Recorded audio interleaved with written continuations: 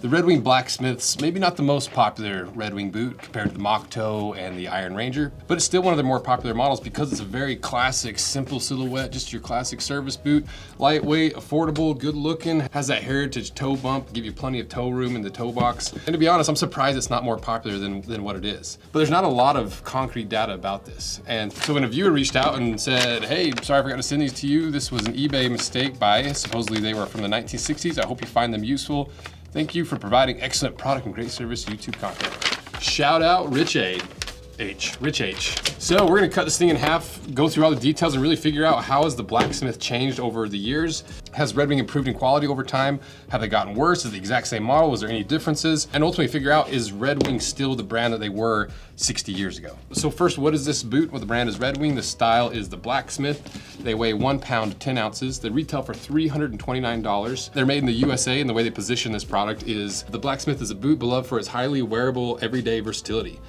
A sleek, smooth toe leads the way, and solid hardware adorned with flat wax laces are as every bit durable as they are dignified. And if you do want a pair of these, check them out via links in my description. And then what is this boot then? Well, like I said, it was sent in, and it's hard to know, but clearly it's a Red Wing boot. It's stamped on the sole and the side of the boot. The style looks like the Blacksmith. You know, it's got everything that the regular Blacksmith has. It's the same stitching on the side, same sole combination. The sole is slightly different, we'll go over in a bit.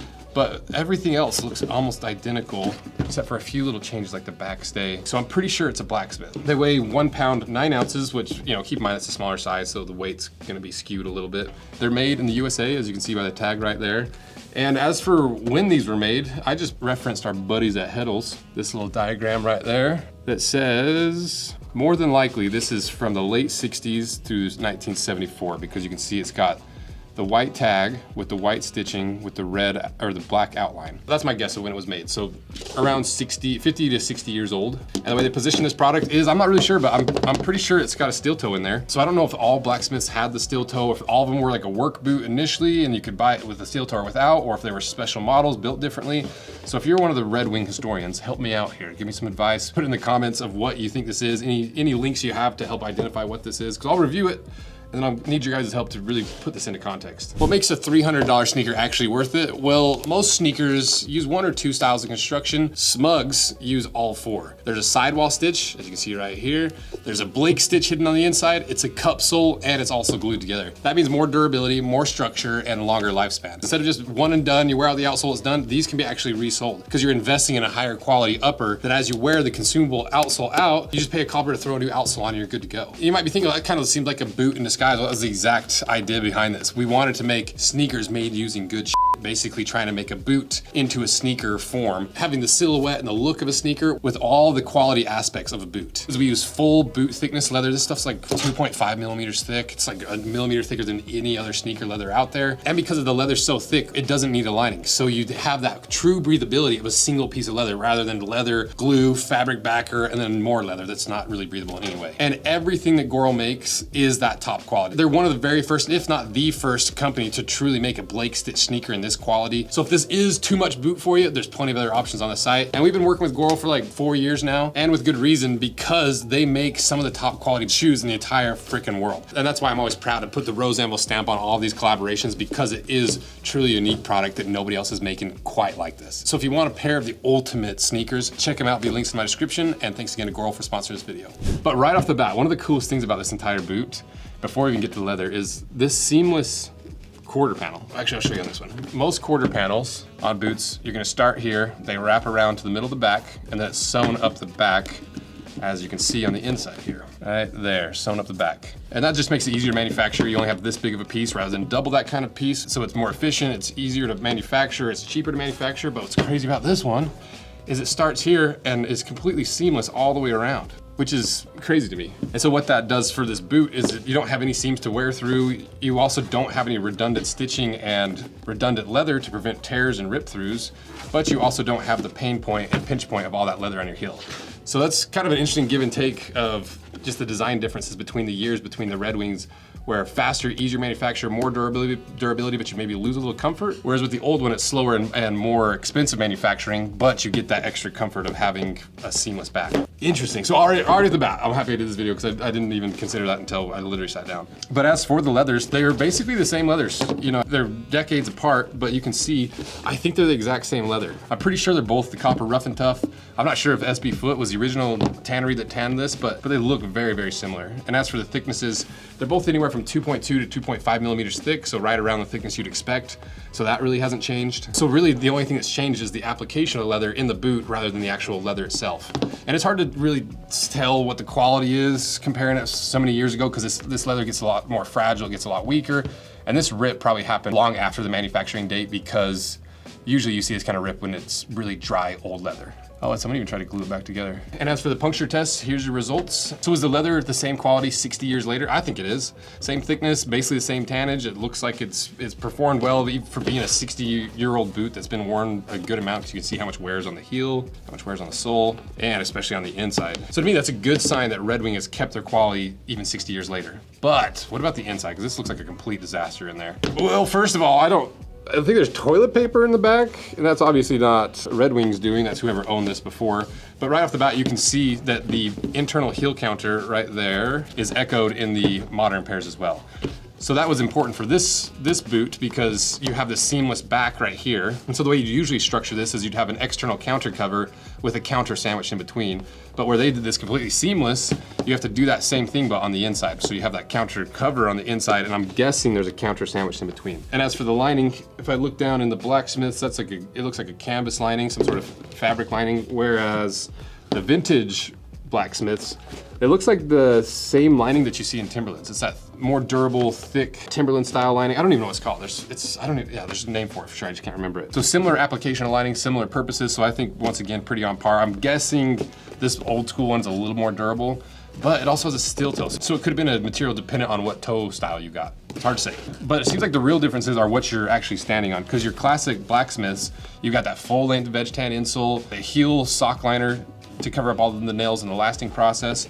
But that's really what's made Red Wing such a popular boot for the last 10 or 15 years. It's kind of the gatekeeper of heritage boots. They're right around that $300 to $350 price point. They have all the right components, and they're about as affordable as you can get a fully heritage boot, because Red Wing's vertically integrated, and especially if you want one made in the United States. But what's interesting about this vintage Red Wing is not only does it have look like it had toilet paper in it, but it's got, I don't know if this is an aftermarket insole someone glued in, but it looks like it's got a leather insole, but the heel has come out of both of them. I don't actually know what's underneath there, what's going on in there. There's a lot of extra glue from whoever tried to repair these a couple times. So we'll really have to wait to see what's underneath all that junk when we get it cut in half, because I'm not feeling like ripping that out by hand right now. This looks a little gnarly in there. But as for the rest of the boot, there are some other differences, because they both look like they're Goodyear welt construction, where you can see that welt and the welt stitch run around 270 degrees. The heel is nailed together, where you don't see those stitches coming through. The stitches go all the way through the outsole, obviously different outsoles and different durometers, because this is a lot harder, older rubber, and rubber gets harder as it ages. So it's hard to say what exactly the durometer was, but I love this pattern. I think it looks so cool, with the little Red Wing wings on it. And the welts are a little bit different too. You can see this one has that little rib right there, whereas the modern Red Wings are just a flat welt. So from the outside, very similar. I think for the most part, they seem to be the exact same quality, and really not much has changed. You know, a couple unique changes in terms of durability and manufacturing speed, a few differences in the welt and the steel toe, but the real difference is probably what's on the inside. What are you actually standing on? How are these built? What did they change in a 60-year gap? Is it better or is it worse? That's what we're gonna figure out, so now let's cut them in half.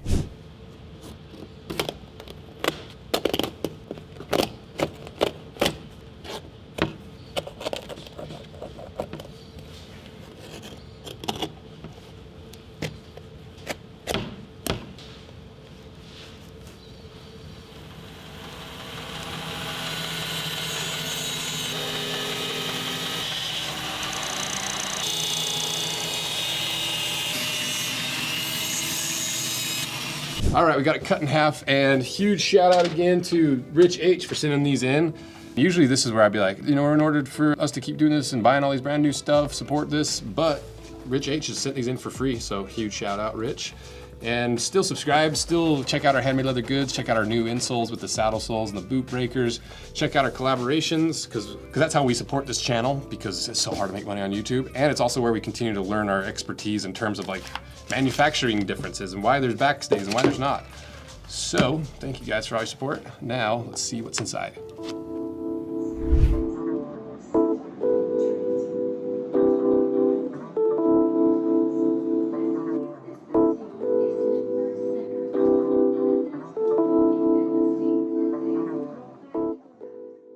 And just for fun, the reveal of the modern blacksmiths.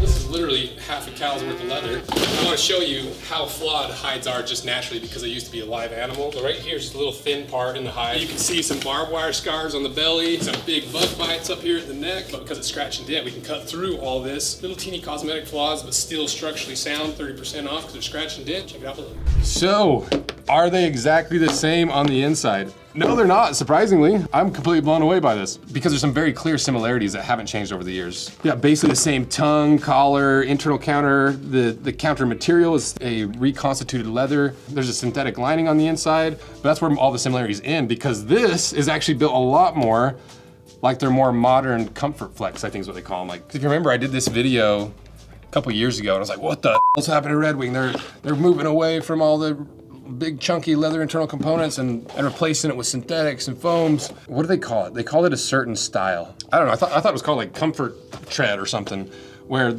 actually I'll go grab it. Okay, check this out.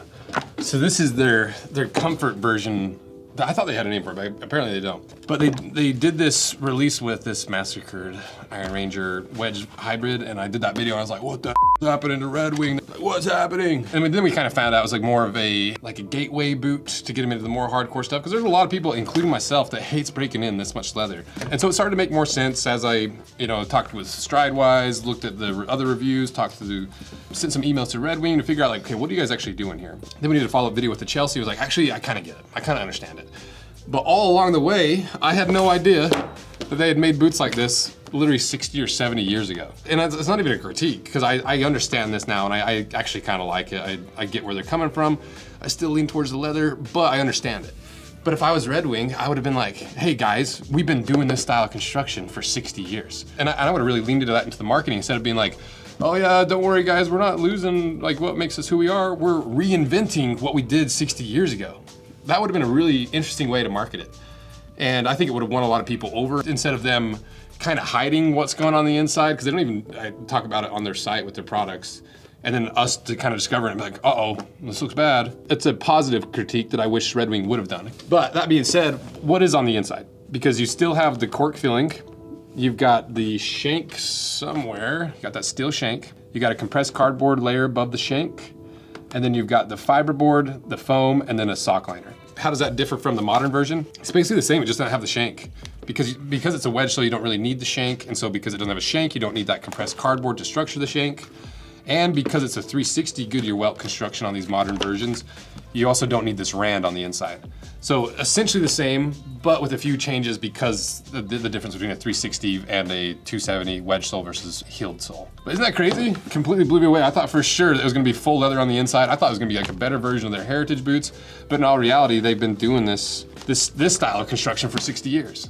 So then why would they do that? What is the idea behind that? Well, I think a lot of it is to do with the steel toe. I'm wondering if it's like a work version, so the steel toe versions had a more comfortable sole and more built up, where they added extra comfort instead of the veg tan insole. But I don't know, maybe Red Wings were all built like this for a certain period of time. Maybe they kind of went back and forth between heritage and modern. I have no idea. So that would be my best guess. So you Red Wing historians will let me know. This completely took me by surprise. But that's why I like doing it, because we saw the things that are echoed across literally the decades of the same leather, the same structure, a few differences with the patterning, same soles, same way of manufacturing it, but on the inside, completely different through and through. And now you know, when you're looking at vintage Red Wings, you might not get a true vintage heritage Red Wing. You might get something that's a little bit closer to modern, for better or for worse, which includes worse, because look at how much more beat up and gnarly and gross and how much more delaminated and how much more it's falling apart compared to the other vintage Red Wings we've cut apart that are full leather construction. So to me, that's just more proof in the pudding that it actually matters what's inside of your shoes, and you should care about the traditional ways of doing it and quality materials regardless of the price, regardless of the name, regardless of the age, because it actually matters on a fundamental and functional level. Because there is real world advantage to doing it the old school way. So let me know what you guys think, and check out Red Wings below. Big fan of, I've always been a big fan of Red Wing, even though we hold their feet to the fire. That's what we're supposed to do. Let me know your information on these Red Wings. Help me clarify what's going on. Were they all built like this? Is it just this work version? Let me know. So thank you guys. See ya.